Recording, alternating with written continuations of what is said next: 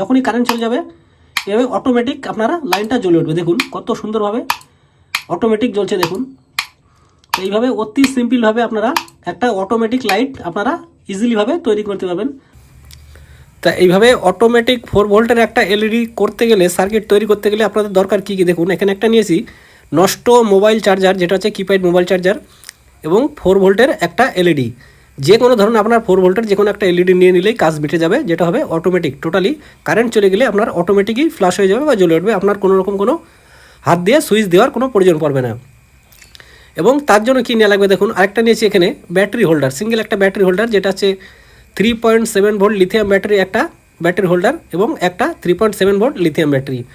এবং আরেকটা নিয়েছি দেখুন এখানে 6 ভোল্টের রিলে। এটাই কিন্তু আমাদের টোটালি যে অটোমেটিক সিস্টেমটা এটাই কিন্তু কাজ করবে, এবং তার জন্য একটা রিলে নিয়েছি। এবং রিলের সঙ্গে আরেকটা নিয়েছি দেখুন, এটা হচ্ছে একটা ছোট্ট একটা ডায়োড, যেটা হচ্ছে IN4007, একটা সুন্দর একটা ডায়োড নিয়ে নেবেন।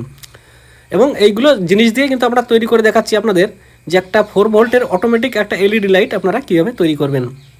তা আসুন সবার প্রথমে এই যে চার্জারটা আছে বা কিপ্যাড মোবাইল যে চার্জারটা, এর আউটপুট ভোল্টটা কত হচ্ছে সেটাও আপনাদের সঙ্গে একটু দেখে শেয়ার করছি।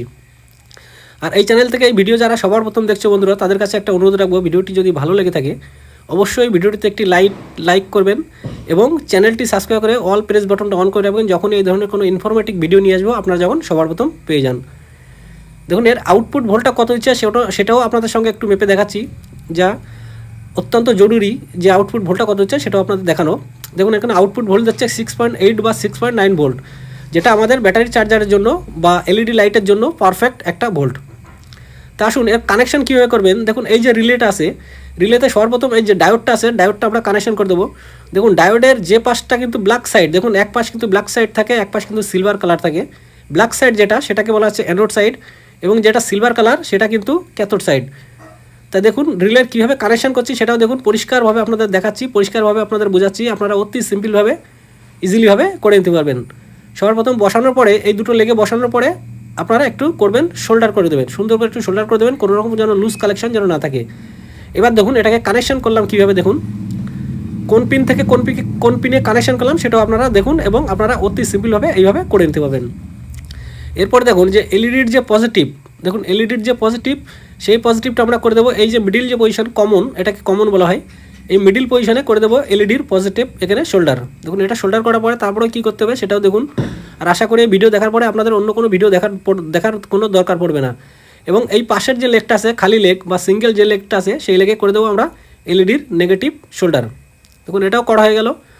এবার দেখুন করতে হবে কি, এবার যে ব্যাটারি যে হোল্ডারটা আছে বা ব্যাটারি ভোল্ট যেটা আসবে সেটাও কানেকশন আমরা কীভাবে করব সেটাও দেখুন, আপনারা অতি সিম্পলভাবে করে নিতে পারবেন। দেখুন ডায়োডের যে ক্যাথোড সাইড আছে বা সিলভার কালার যেটা আছে, এই সিলভার কালারের এই পিনটাই, যেখানে সিলভার কালার যুক্ত হয়েছে দেখুন যে রিলের যে পিনে, এই পিন থেকে আমরা নিয়ে নেব ব্যাটারির পজিটিভ, এবং নেগেটিভ যেটা সেটা করে দেবো এলইডির যে নেগেটিভ যুক্ত হয়েছে সেই নেগেটিভ সঙ্গে নেগেটিভ যুক্ত দেবো, বা এলইডি বা ব্যাটারির যে নেগেটিভ বা নেগেটিভ সবসময় কিন্তু একত্র হয়ে যায় বা একই হয়ে থাকে। এবার দেখুন ব্যাটারির পজিটিভ যেটা সেটা আমাদের কিন্তু যুক্ত করা হয়ে গেল।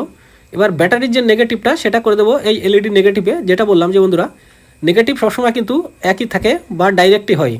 এবার এই নেগেটিভটা করে দেবো এলইডি নেগেটিভ সঙ্গে যুক্ত করে দেওয়ার পরে আপনার কী করতে হবে সেটাও দেখুন, আর অতি সিম্পলভাবে আপনারা করে নিতে পারবেন একটা অটোমেটিক এলইডি।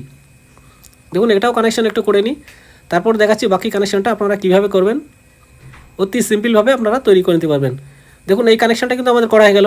এবার আসুন মোবাইল চার্জার বা কিপ্যাড মোবাইলের যে চার্জারের যে কানেকশনটা নেগেটিভ আর পজিটিভ, সেটা কোথায় কীভাবে কানেকশন করবেন সেটাও আপনাদের দেখাচ্ছি।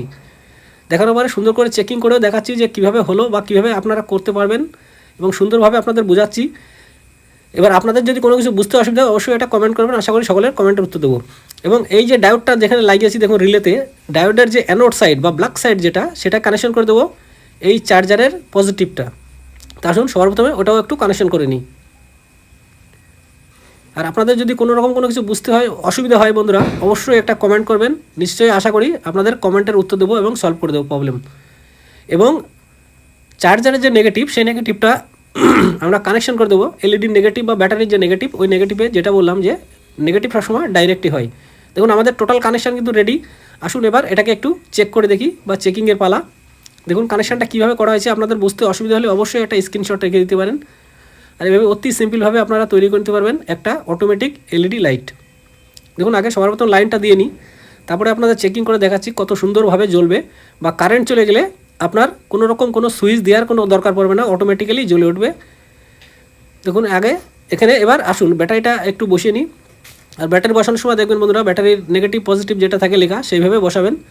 এবার দেখুন লাইনটা যখন আসে, কারেন্ট আসে যখন, দেখুন কারেন্ট এবার যখনই চলে যাবে, অটোমেটিক্যালি কারেন্ট যখনই অফ হয়ে যাবে তখন দেখুন লাইটটা কিন্তু অটোমেটিক ফ্ল্যাশ হয়ে যাবে বা জ্বলে উঠবে।